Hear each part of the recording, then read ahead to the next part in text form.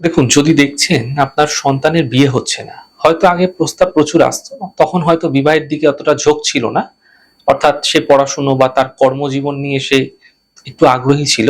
কিন্তু এখন বয়স বেশি হয়ে যাওয়ার জন্য বিবাহের ঝোঁক থাকলেও ভালো প্রস্তাবও কিন্তু আসছে না, যোগাযোগ কোনোভাবেই হচ্ছে না। যার ফলে বিবাহ হতে চাইছে না। এমন ক্ষেত্রে তুলসী মঞ্জুরি দিয়ে এই উপায় করলে আপনার বিবাহ হতে গিয়ে যে বাধা নিরন্তর চলে আসছে তা দূর হতে দেখতে পাবেন। দেখুন, ভগবান শিবকে দুধ অর্পণ করার সময় সেই দুধের মধ্যে তুলসী মঞ্জুরি নিবেদন করুন।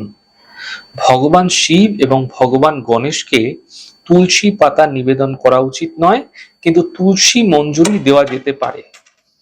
এতে যদি কোনো ব্যক্তির জীবনে বা কোনো নারীর জীবনে প্রেম সম্পর্ক আসতে চাইছে না অথবা বিবাহ হতে চাইছে না, এমন ক্ষেত্রে দুধের মধ্যে তুলসী মঞ্জুরি মিশিয়ে, সম্ভব না হলে গঙ্গা জলে তুলসী মঞ্জুরি মিশিয়ে প্রতিদিন ভগবান শিবের অভিষেক করলে এবং ভগবান গণেশের অভিষেক করলে এক্ষেত্রে বিবাহের ক্ষেত্রে সুফল দেখতে পাবেন। এবং একই সাথে পূর্ণিমার দিন শুভ সময় দেখে একটি ছোট্ট লাল কাপড়ের পুঁটলির মধ্যে শুকনো তুলসী মঞ্জুরি বেঁধে নিয়ে নিজের কাছে সর্বদা রাখুন।